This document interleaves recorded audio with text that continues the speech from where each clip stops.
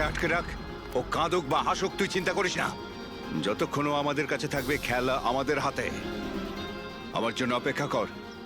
যদি কোনো গোলমাল হয় না, তোদের কাউকে ছাড়বো না আমি। এই গোলাম কিন্তু তোমার দিকেই যাচ্ছে, দয়া, খেয়াল রেখো ওকে।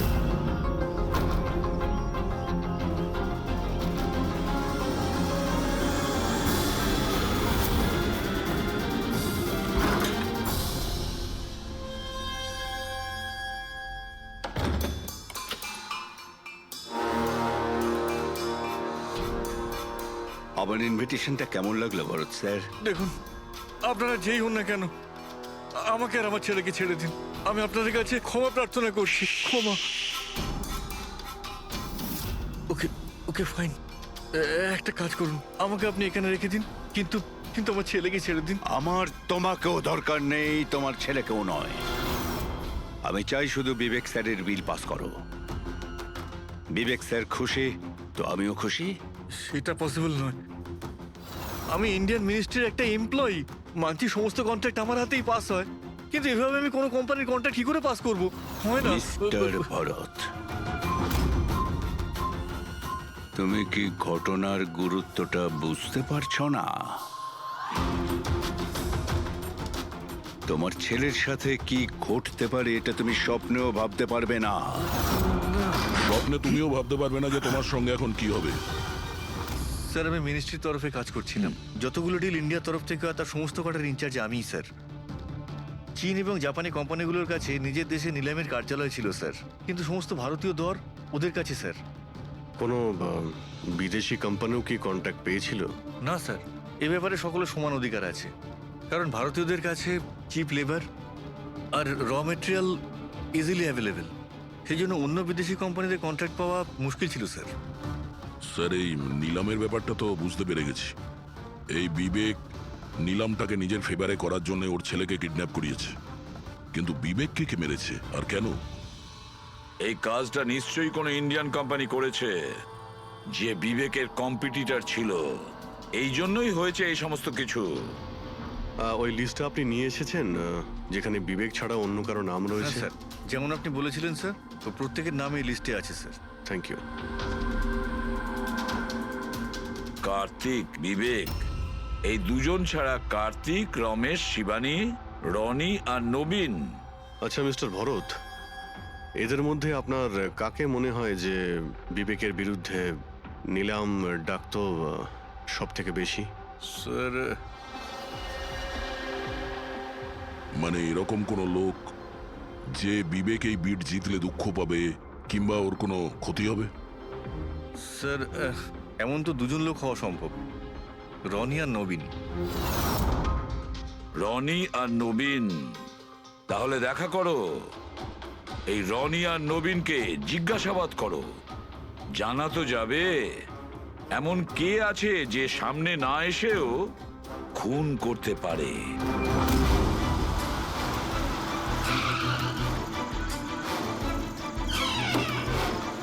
হ্যাঁ বলুন, কাকে দরকার? মিস্টার রনিকে বলো যে সিআইডি অফিসাররা এসেছেন।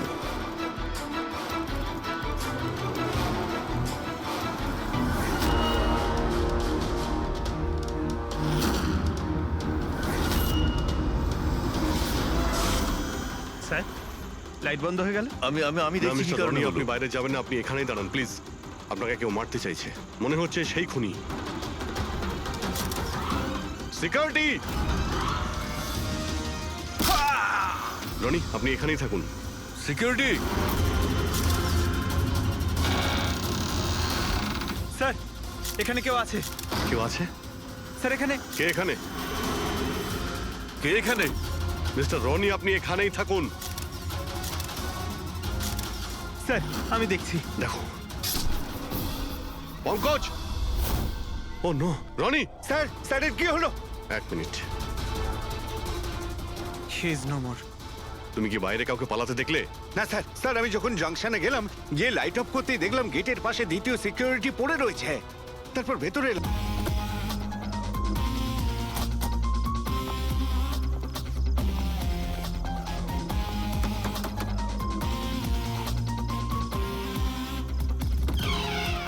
হ্যাঁ বলুন, কার সাথে দেখা করতে চান? মিস্টার রনিকে বলো সিআইডি অফিসাররা দেখা করতে চায়। ঠিক আছে, সোমবার রাতে বিবেক খুন হয় আর আমরা সন্দেহ তোমাকে করছি। কি বাজে কথা বলছেন আপনি? আমি বিবেককে কেন খুন করতে যাব? এখন এই কেনর উত্তর তো আপনাকেই দিতে হবে। আমি বিবেকের খুনের ব্যাপারে কিচ্ছু জানি না। এক্ষুনি তো আপনারা বললেন তাই জানতে পারলাম। দেখুন, বোকা সাজার অভিনয় একদম করবেন না। পরিষ্কার করে বলুন বিবেককে কেন মারলেন আপনি? স্যার, আমি বিবেককে খুন করিনি। আর এমনি ওর বাড়ির বাইরে সিকিউরিটি গার্ড রয়েছে, তাহলে ওর বাড়ির ভেতরে ঢুকে ওকে খুন করবে কি করে? সিকিউরিটি গার্ড কিচ্ছু করতে পারেনি, কারণ ওরা কাউকে দেখতেই পায়নি। তার মানে? মানে একজন অদৃশ্য মানুষ বিবেকের বাড়িতে গিয়েছিল আর সে জাংশন বক্সটাকে নষ্ট করে দেয় যাতে লাইট চলে যায়। স্যার, লাইট অফ হয়ে গেল। আমি আমি আমি খোঁজ নিচ্ছি কি না হয়েছে। মিস্টার রনি, আপনি এখানেই দাঁড়ান। আপনার কোনো ক্ষতি হতে পারে, এটা সেই খুনি হতে পারে। সিকিউরিটি! রনি, আপনি নড়বেন না। হ্যাঁ স্যার। সিকিউরিটি! সিকিউরিটি!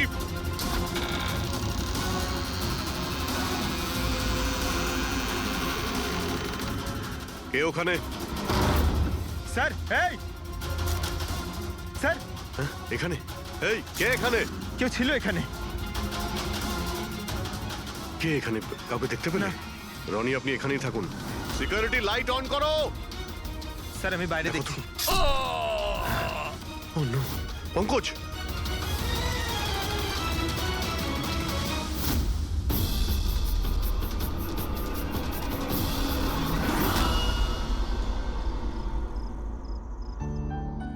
শোনো না, আজকে সারাদিন শুধু কাজ কাজ আর কাজ।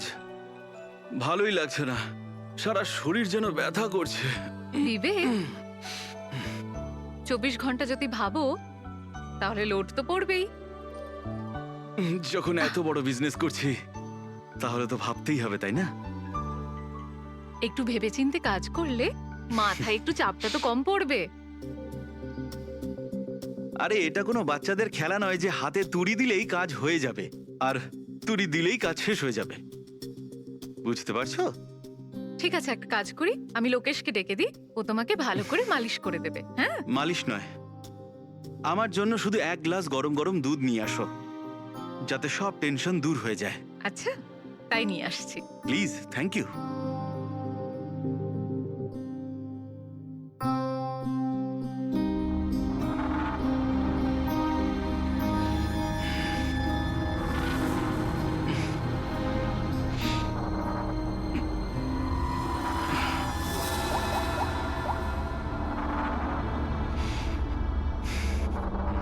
বলুন বিবেক স্যার।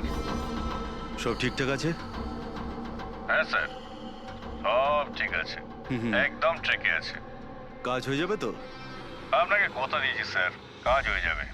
যেটা তোমার ঠিক মনে হয় সেটাই তুমি করো, তোমার পুরো স্বাধীনতা আছে, কিন্তু কাজটা ঠিক করে করবে। আপনি চিন্তা করবেন না স্যার, ও তৈরি হয়ে যাবে। ওকে তৈরি করা তো আমার বাঁ হাতের কাজ। গুড।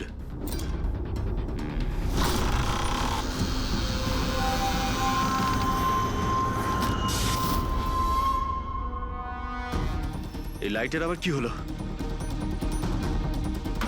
কি গো, কোথায় গেলে তুমি? কি হলো, কথা বলছো না কেন? হঠাৎ করে লোডশেডিং কেন হলো? লোকেশ, বিনা, কে কে এখানে? বিনা, মজা করো না কিন্তু। দেখো, আমি কিন্তু অন্ধকার ভয় পাই না। বিবেক স্যার, বিবেক স্যার, স্যার কোথায় আপনি? লোকেশ, বিনা, লোকেশ তাড়াতাড়ি আসো, রুমের মধ্যে কেউ আছে। বিবেক স্যার, দরজাটা খুলুন স্যার। বিবেক স্যার, বিবেক স্যার,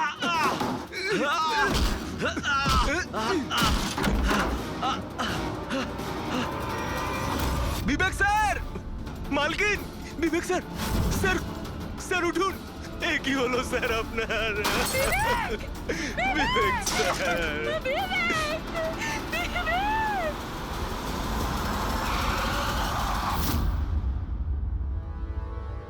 স্যার, মনে হচ্ছে বেশ কয়েকবার ছুরি চালানো হয়েছে।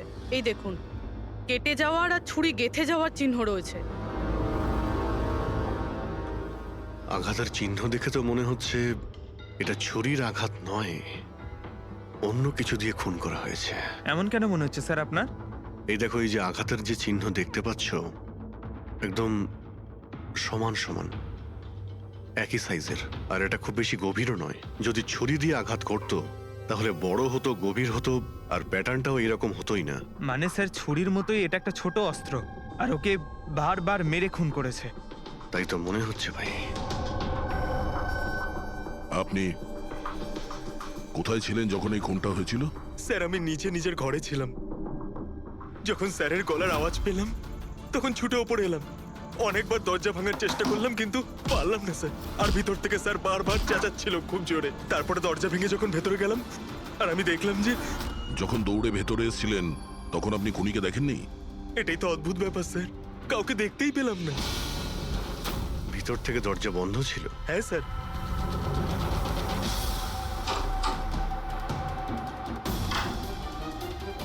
তুমি যখন ভিতরে এলে তখন তখন এখানে লাইট ছিল? স্যার ওই সময় কারেন্ট ছিল না। তারপরে আমি দরজা খুলে ভিতরে গিয়ে দেখলাম কারেন্ট এসে গেছে। অদ্ভুত ব্যাপার স্যার, এ আবার কেমন খুনি যাকে লাইটেও দেখা যায় না, এ আবার আত্মা। এটাও তো হতে পারে যে যখন ঘরের মধ্যে অন্ধকার ছিল সেই সুযোগে খুনি পালিয়ে গেছে। স্যার এটা কোনোভাবেই সম্ভব না স্যার। যদি খুনি অন্ধকারের মধ্যে দরজার বাইরে যেত তাহলে আমি দেখতে পেতাম। কাউকে দেখতে পাইনি স্যার। এখান থেকে বাইরে যাওয়ার তো আর কোনো রাস্তা দেখতেও পাচ্ছি না। সেটাই তো, রুম থেকে বাইরে বেরোনোর একটাই রাস্তা, সেটা হলো এই দরজাটা। দরজা ভেতর থেকে বন্ধ ছিল আর লোকে সেই দরজাটাকে খুলেছে। আর ও তো এসে খুনিকে দেখেনি। অদ্ভুত ব্যাপার।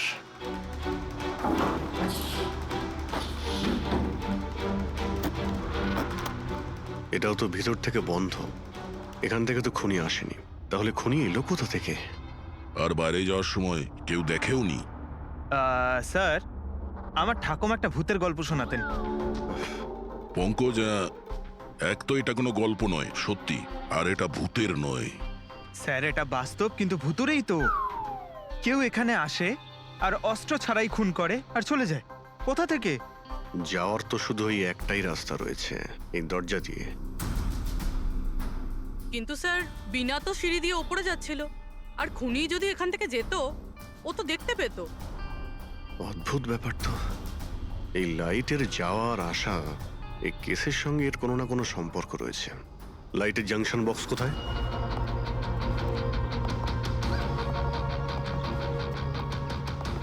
স্যার এটাই সেই বক্সটা।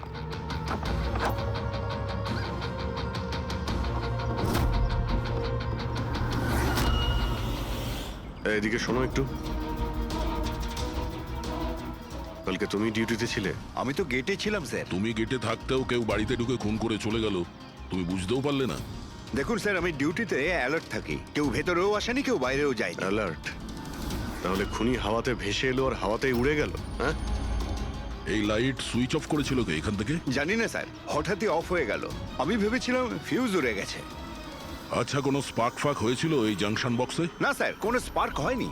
কারেন্ট চলে গেল, আর যখন এই লাইট চলে গেল আমি জাংশন বক্সে এলাম। দেখলাম বাকি সব ঘরে লাইট রয়েছে, আমাদের ঘরেই নেই। দেখলাম জাংশন বক্স খোলা, এখানকার সুইচ অফ হয়েছিল। আমি অন করলাম স্যার, আর যখনই অন করলাম লাইট চলে এলো।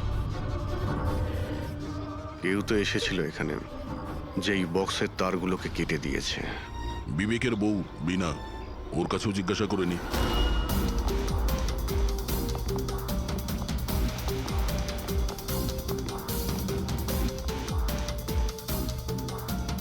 দেখুন, আমরা জানি যে এই সময়ে আমরা আপনাকে প্রশ্ন করছি। আসলে আমরাও একটু অবাক, যেখানে সবাই থাকতে বিবেকের খুন হয় আর কেউই খুনিকে দেখলেও না। স্যার এই প্রশ্নের উত্তর আমার কাছেও নেই। আমি নিজেই অবাক যে খুনি কিভাবে এলো আর কিভাবে গেল, আমি কিছুই দেখতে পেলাম না। আমি আমার বাচ্চাদের কি উত্তর দেব স্যার? ওদের ওপর দিয়ে কি বইবে? ভেঙে পড়ো না, সময়ের সাথে সাথে বাচ্চারাও বুঝতে পারবে। আপনি কে? স্যার আমি বিবেকের বিজনেস পার্টনার। আমার নাম রাকেশ, আর আমি সবে জাপান থেকে ফিরেছি। কিসের জন্য জাপানে গিয়েছিলেন? স্যার একটা বিজনেসের ব্যাপারে গেছিলাম। কি কি বিজনেস করেন আপনি? স্যার বিবেক আর রাকেশ একটা জাপানে তৈলজাত পদার্থের ব্যবসা শুরু করেছিল। জাপানের সিতে জয়েন্ট ভেঞ্চার ছিল ইন্ডিয়া জাপানের। বন্ধু তো গেলই, জানি না এবার কোম্পানিটার কি হবে? আচ্ছা, কারোর সঙ্গে বিবেকের কি কোনো শত্রুতা ছিল, বা গত কয়েকদিনের মধ্যে ও কি কোনো স্ট্রেসে ছিল, কোনো হুমকি দেওয়া ফোন বা ওরকম কিছু? না স্যার, কখনো এইরকম এই হুমকি বা এমন কিছু ও বলেনি, কিন্তু স্যার জাপানের ডিলটা নিয়ে ও খুব টেনশনে ছিল। কি ধরনের টেনশন? ডিলটা হবে না হবে না। কিন্তু স্যার আরো একটা ব্যাপার, কি? স্যার কিছুদিন আগে বিবেক একজন খুব অদ্ভুত মানুষের সাথে দেখা করছিল। আরে আপনি চিন্তা করবেন না, আপনি আমাকে ভরসা করেছেন, আপনার কথা রেখেছেন, আমিও আপনার কথা পুরোপুরি রাখবো। পুলিশ যেন কোনোভাবে ধরতে না পারে। স্যার, আমার নাম পাপ্পান, আমাকে ভরসা করতে পারেন। বিশ্বাস আছে বলেই তোমাকে কাজটা দেওয়া হয়েছে। ব্যাস, এবার পাপ্পানের খেলা দেখুন। পাপ্পান, দেখুন, আপনি যা বলছেন তাতে আমাদের মনে হচ্ছে যে এই পাপ্পান কোনো আসামি ছিল, আর প্রত্যেক আসামিরই রেকর্ড আছে আমাদের কাছে। আপনি ওর ছবি দেখলে চিনতে পারবেন তো? হ্যাঁ স্যার। ঠিক আছে, তাহলে খুব তাড়াতাড়ি এই পাপ্পানের বিষয়ে আমরা জানতে পেরে যাব, আর ও কি করেছিল সেটাও।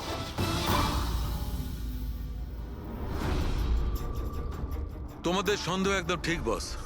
এই খুনটা ছুরির দ্বারা হয়নি। তাহলে কোন অস্ত্র দিয়ে হয়েছে, যেটা কেউ দেখতে পায়নি? এমনকি লোকেশ নিজেও সেই অস্ত্র দেখতে পায়নি। হ্যাঁ বস, অস্ত্র চোখে পড়েনি, আর আশ্চর্যের ব্যাপার হচ্ছে খুনিকেও কেউ দেখেনি। এটাই তো রহস্য স্যার, খুন হয়েছে, খুনিকে দেখাই যায়নি। আঘাত ছুরি দিয়ে করার মতো, কিন্তু ছুরি দিয়ে খুন হয়নি। ধাঁধা তো অবশ্যই অভিজিৎ, আর এই ধাঁধাকে সলভ করার জন্য তোমাদের সবাইকে অনেক পরিশ্রম করতে হবে। দেখো বস, আমরা তো আত্মায় বিশ্বাস করি না, কিন্তু সায়েন্সের দ্বারা অনেক কিছু করা সম্ভব। আমার মনে হচ্ছে কোনো মডার্ন সায়েন্সের টেকনোলজি এখানে ব্যবহার করা হয়েছে এই খুনে। হাইটেক খুনি। হাইটেকই হবে, না হলে না দেখতে পাওয়া খুনি লাইটস অফ করার কি দরকার? মানছি খুনি হাইটেক, কিন্তু কোথাও না কোথাও আঙুলের ছাপ তো রেখে গেছে ও। নিশ্চয়ই আছে। তার মানে স্যার, আমরা ক্রাইম সিন থেকে যে আঙুলের ছাপগুলো এনেছিলাম তার মধ্যে একটা ছাপ নিশ্চয়ই খুনির হবে। হওয়া উচিত ছিল দয়া, কিন্তু আফসোসের কথা হচ্ছে হয়নি। তোমরা যতগুলো ফিঙ্গারপ্রিন্টস নিয়ে এসেছো সেখানে শুধু একটাই ওর স্ত্রীর ফিঙ্গারপ্রিন্টস আছে, যেটা একদম ক্লিয়ার। আর অন্য ধরনের ফিঙ্গারপ্রিন্টস গুলো সব স্ম্যাশড, একদম নষ্ট হয়ে গেছে।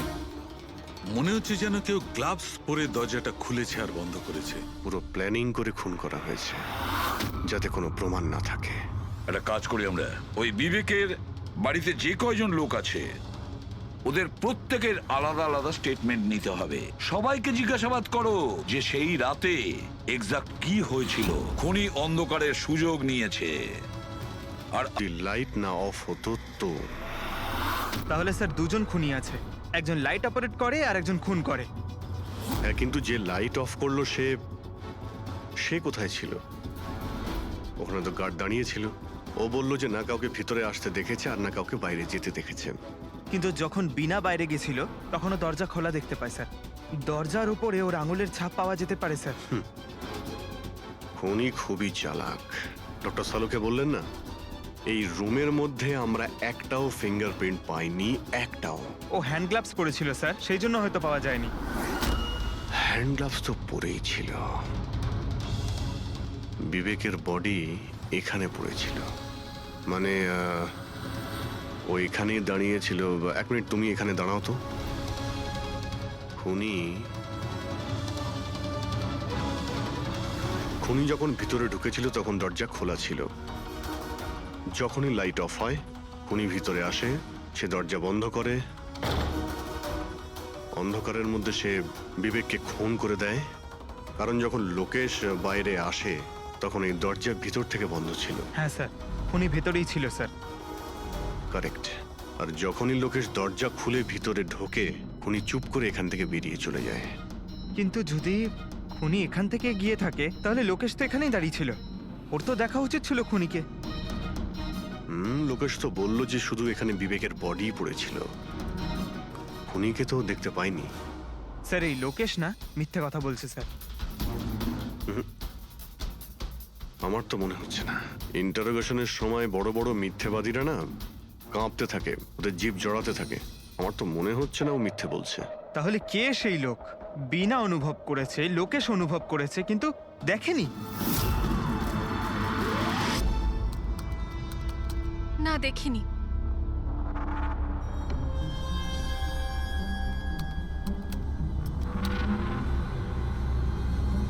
না।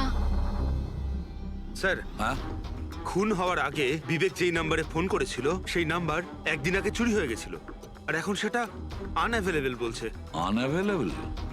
এটা নিশ্চয়ই পাপানের নাম্বার দয়া। এটা ওরই নাম্বার। কি জানতে পেরেছো ওর ব্যাপারে? স্যার পুরবি ট্রেস করছে, ওর ক্রিমিনাল রেকর্ডও চেক করছে। খুব তাড়াতাড়ি আমরা পেয়ে যাব। এই যে এই সে? স্যার, হ্যাঁ, স্যার এই দেখুন, আমাদের রেকর্ডে তো অনেকই পাপ্পান আছে, কিন্তু ও যেরকম বলছে সেই অনুযায়ী এই একজনকেই পাওয়া গেছে। স্যার, এটা ওই লোকটাই যাকে আমি বিবেকের সাথে দেখেছিলাম। আমাদের রেকর্ডের হিসাবে তো এই অপরাধী খুব সাংঘাতিক স্যার, খুনিও। আর বিবেক যদি একে টাকা দিয়ে থাকে তো নিশ্চয়ই ও খুন করেছে। আর এখনো বেলে বাইরে আছে, আর পুলিশ স্টেশনে হাজিরা দিতে যায় রোজ। কোন পুলিশ স্টেশনে যায় এই হাজিরা দেওয়ার জন্য?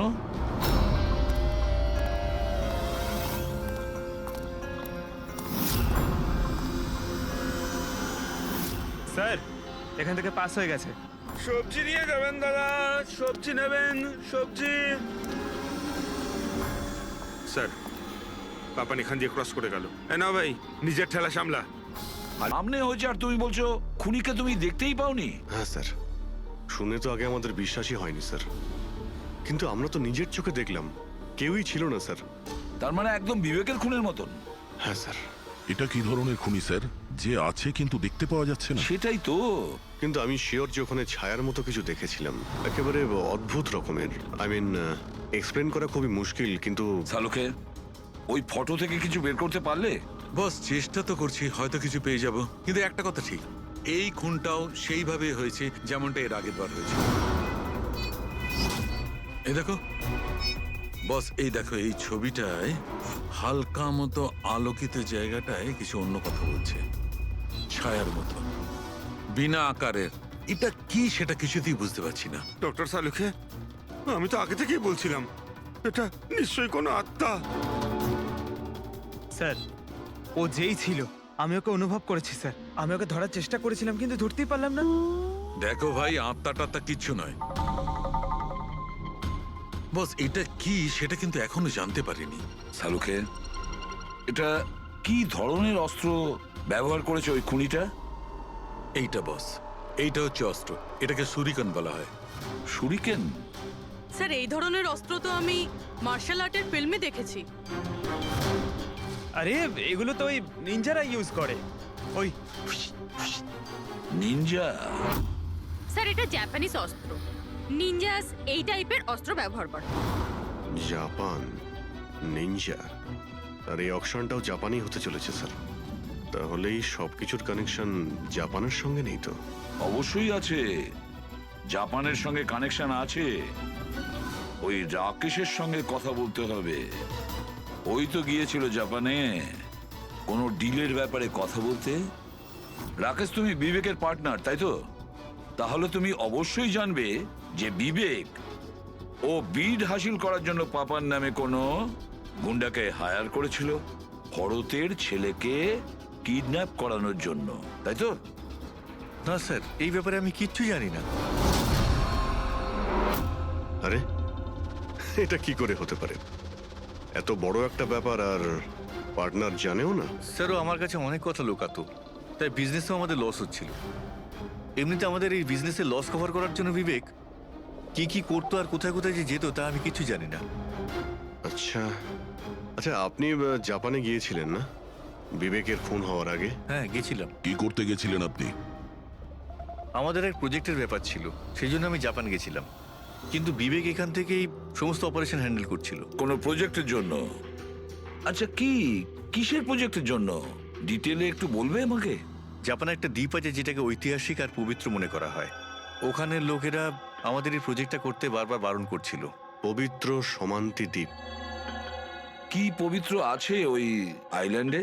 কিছু পুরনো যোদ্ধাদের ওখানে কবর দেওয়া হয়েছিল, যেমন সামুরাইদের, মরেনদের আর নিনজাদের। ও,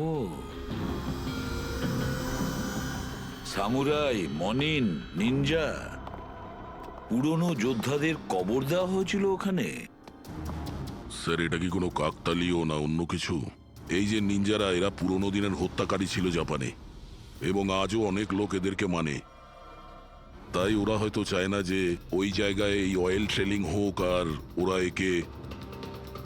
হ্যাঁ, হতে পারে দয়া, হতে পারে, কিন্তু এটাও তো হতে পারে যে এদের নিজেদের মধ্যে কোনো শত্রুতা বা বিজনেসের রেষারেষি। স্যার, এটা নবীন তো হতে পারে না, কারণ যখন দ্বিতীয় খুনটা হয়েছিল তখন আমি আর পূরবী ওখানেই ছিলাম। তাহলে বাকি থাকলো ওই 3 জন ব্রিডার, শিবানী, রমেশ আর কার্তিক। 3 জনকেই এখানে ডেকে পাঠাই। কার্তিক, রমেশ, শিবানী, তাহলে তোমরা 3 ভারতীয় ছিলে বিবেকের সঙ্গে বিট করার জন্য জাপানে। কিন্তু ডিলটা তো আমরা পাইনি। আর সেই কারণেই বিবেক আর রনির খুন হয়েছে। কার্তিক, আপনি কোথায় ছিলেন যখন এদের দুজনের খুন হয়? স্যার, আমি তো মিটিংয়েই ছিলাম, আপনি এমপ্লয়ীদের কাছে জিজ্ঞেস করতে পারেন। আর রমেশ? স্যার, আমি সামাজিক মানুষ, আর স্যার এর প্রমাণ সেই অফিসার। আর স্যার, যে মুহূর্তে খুন হয়েছিল আমি ওনার সাথেই ছিলাম স্যার। তাহলে এটাও তো হতে পারে, তাই না, যে এই খুন তোমরা করিয়েছিলে? স্যার, আমরা কেন খুন করাবো স্যার? সবাই তো নিজের নিজের ভাগ্যেই করে খায়। আর ডিল হয়নি তো কি হয়েছে স্যার? কখনো না কখনো কোনো না কোনো ডিল তো হয়েই যাবে। আচ্ছা শিবানী দেবী, আপনি কোথায় ছিলেন যখন এই খুনগুলো হয়? স্যার, আমি জাপানে গেছিলাম। আচ্ছা, কি করতে গেছিলেন আপনি জাপানে? স্যার, একটা প্রয়োজন পড়ে গেছিল। কি বললেন? তা সেটা কি শুনি? স্যার, কিছু বিদেশি কোম্পানি আমাদের ভারতীয় কোম্পানিগুলোর ব্যাপারে অপপ্রচার করছিল। সেই কারণে ভারতীয় কোম্পানিগুলোর চিন্তা বেশ বেড়ে গেছিল। তাই আমরা ওদের চিন্তা ওখানে দূর করতে গেছিলাম, আর এটা বলতে গেছিলাম যে ভারতীয় কোম্পানি সব থেকে বেস্ট। আর এমনিতেও স্যার আমরা বিটসগুলো উইথড্র করে নিয়েছি, তো আমরা কেন মারতে যাব?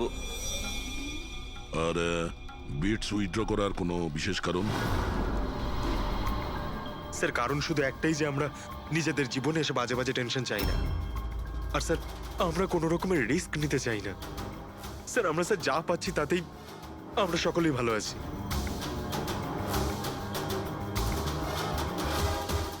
স্যার, এখন তো ওই নবীনই বাকি রইল, ও তোর ভিডিও এখনো ফেরত নেয়নি। তাহলে ওই আবার এইসব করেনি তো? তবে এটাও তো হতে পারে যে পরবর্তী শিকার নবীন নিজে। নবীন, তুমি ভিট কেন ক্যান্সেল করলে না যখন সবাই পিছিয়ে এলো? এভাবে কি করে আমি পিছিয়ে আসতে পারি? এই কন্ট্রাক্টটাতে পাওয়ার জন্য আমি কত বছর কষ্ট করেছি সেটা তুমি জানো। আমি ভেবেছিলাম যে এই কন্ট্রাক্টটা যদি আমি পেয়ে যেতাম তাহলে আমার পুরো জীবনটা চেঞ্জ হয়ে যেত। এখন তো বেঁচে থাকাটাই অসম্ভব হয়ে উঠেছে। তুমি বুঝতে কেন চাইছো না? তুমি চলে গেলে আমার কি হবে? ভয় পাওয়ার কোনো প্রয়োজন নেই, আমাদের কিচ্ছু হবে না। সিআইডির পুরো টিম আমাদের সাথে রয়েছে। আরে ওরা তো সিআইডির লোকের সামনেই মেরে চলে গেল। সিআইডির লোকেরা কি করলো? কিচ্ছু করতে পারলো না। সিআইডির টিমের উপরে ভরসা রাখো তুমি, আমাদের কিচ্ছু হবে না। পঙ্কজ, তুমি জানো তো আমাদেরকে কি করতে হবে? Don't worry, I know. আমি আসছি।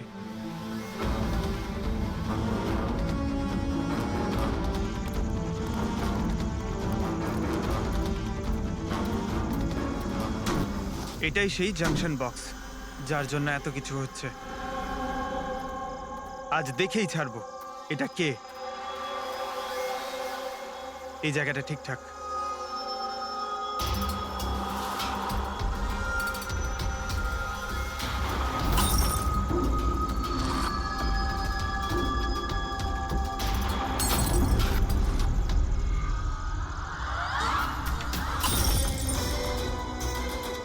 এই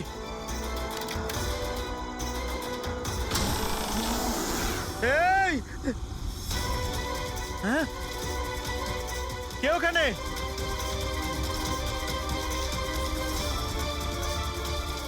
এই বেরিয়ে আয়।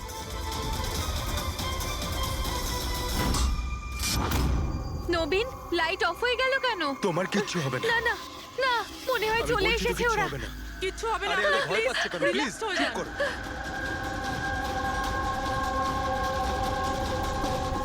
রিল্যাক্স হয়ে যান। সামনে এসো। ও তোমায় মেরে আরে ফেলবে। না,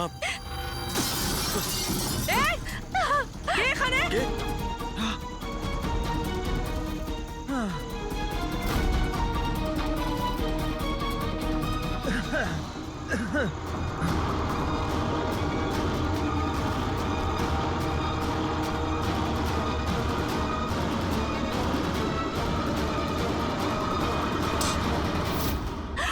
আপনারা ঠিক আছেন? হ্যাঁ?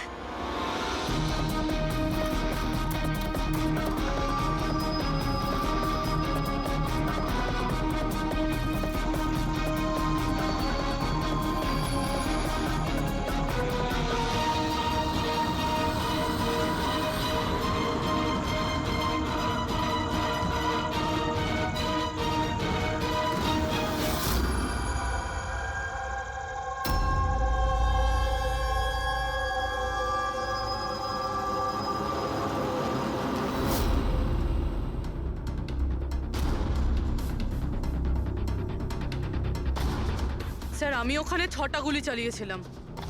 ওর মধ্যে থেকে 5টা গুলি তো পেয়ে গেছি, কিন্তু একটা গুলি নিশ্চয়ই খুনির গায়ে লেগেছে। একটা গুলি খুনির লেগেছিল? পুরবি, তুমি এতটা নিশ্চিত হয়ে কি করে বলছো যে খুনির গায়ে একটা গুলি লেগেছিল?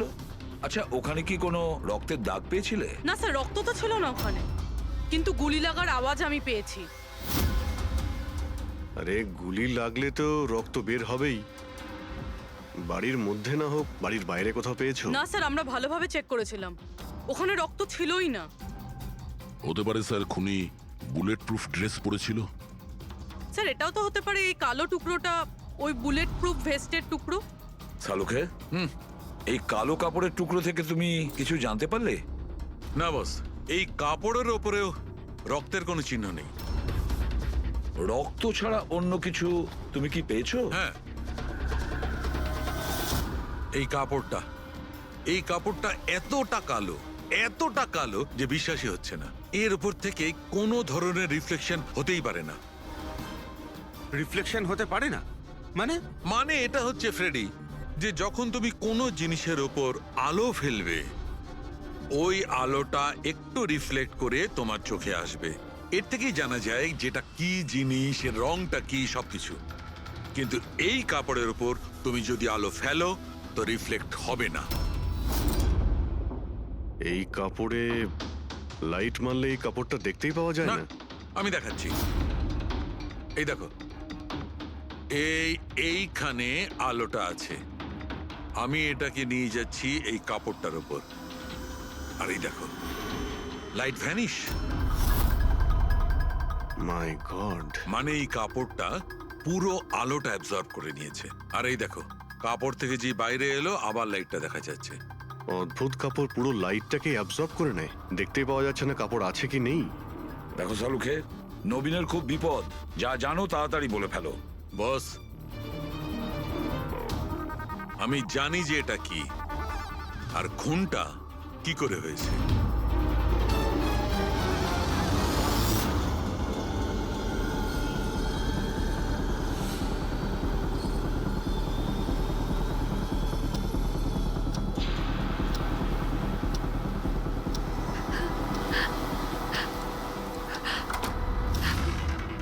শিখা, কি হয়েছে তোমার? এত চিন্তিত লাগছে কেন তোমায়? তোমার কিচ্ছু হবে না, রিল্যাক্স করো। কি করে রিল্যাক্স থাকবো? তোমার কিছু হয়ে গেলে তবে? আরে বাবা, আমি তো বললাম যে আমাদের কিচ্ছু হবে না। নবীন, আবার লাইট অফ হয়ে আরে গেল। আরে, কিচ্ছু আমার হবে খুব না। ভয় করছে। কেউ নবীন, আসছে না। কি হবে? আরে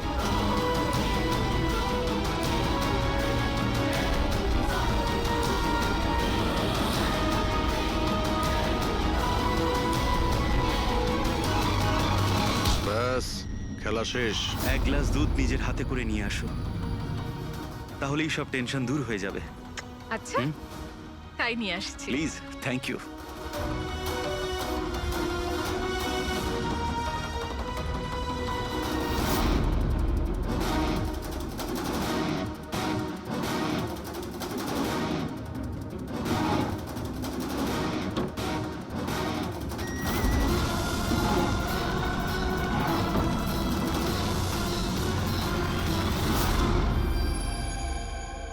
আমি ভাবতেও পারিনি যে কেউ আমাকেও ধরতে পারবে।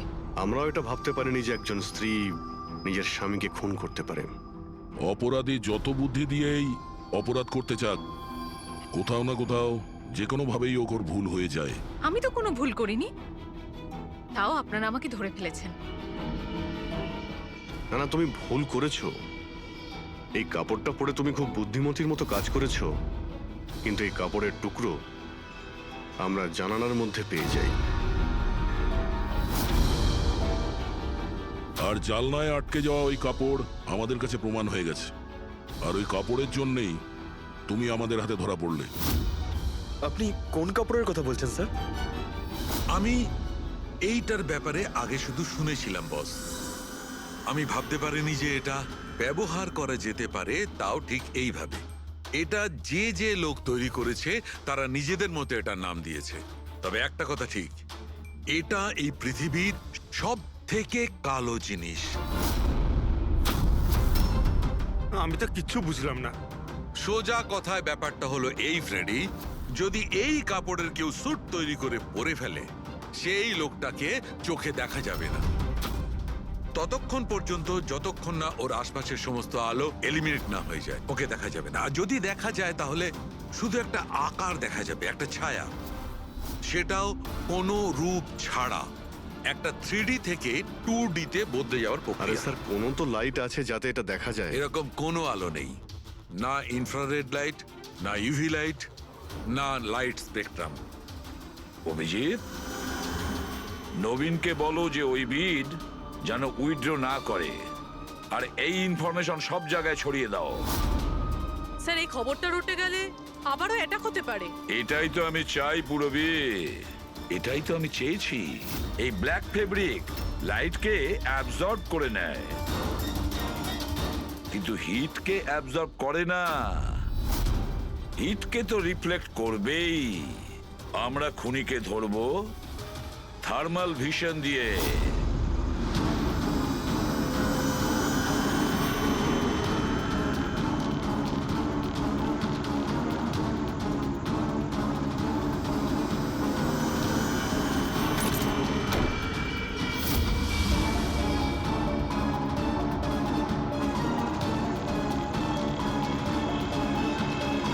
ব্যাস, খেলা শেষ।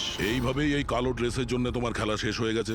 হ্যাঁ, এখন তাড়াতাড়ি বলো, নিজের স্বামীর খুন করেছো কেন তুমি? ঘৃণা করতাম আমি ওকে। ওর বউ বলতেও আমার নিজেকে লজ্জা লাগতো। কেন? এমনও কি করেছিল যাতে তুমি ওকে এত ঘৃণা করতে? এই যে ব্যবসাটা ছিল, আমার বাবাই ওকে দিয়েছিল। এত বড় এম্পায়ার দাঁড় করিয়ে দিল ওকে, আর ও সেটা ধুলোতে মিশিয়ে দেওয়ার চেষ্টা করছিল। গুন্ডাদের দিয়ে সমস্ত কন্ট্রাক্ট আদায় করত। তার মানে তুমি বলতে চাইছো যে ও নিজেই ওর বিজনেসটাকে খারাপ করে দিচ্ছিল? করছিল না, করে দিয়েছিল। আমার ফ্যামিলি ব্যাংকারাপসির মধ্যে পড়ে গেছিল। বিজনেস খারাপ চলছিল তো ওর সাথে তুমি কথা বলতে, ওকে বোঝাতে পারতে। ওকে প্রাণে মেরে ফেললে। আমি ওকে বোঝানোর চেষ্টা করেছিলাম, কিন্তু ও বোঝেনি। আর বাধ্য হয়ে আমাকে এই স্টেপটা নিতে হয়। আমাকে আমার সন্তানদের কথা ভাবতে হতো, ওদের তো আমি না খাইয়ে মারতে পারবো না। সেই জন্যই পুরো বিজনেসটা তুমি তোমার হাতে নিয়ে নিয়েছো। হ্যাঁ, আমি জাপানের একটা কোম্পানিকে অ্যাপ্রোচ করেছিলাম লুকিয়ে লুকিয়ে। ছোট ছোট কন্ট্রাক্ট আর টাকার বদলে আমি ঠিক করি যাতে আমার কোম্পানির ওপর কোনো বাধা নিষেধ না খাটে। আর সেই জন্যই আমি আমার পথের কাঁটাদের এক এক করে মারতে শুরু আর করি। তাদেরকে মারার জন্য এমন একটা অস্ত্র ব্যবহার করেছো যেটা নিনজারা ইউজ করে? হ্যাঁ, এসব করে তুমি কি পেলে? জেল।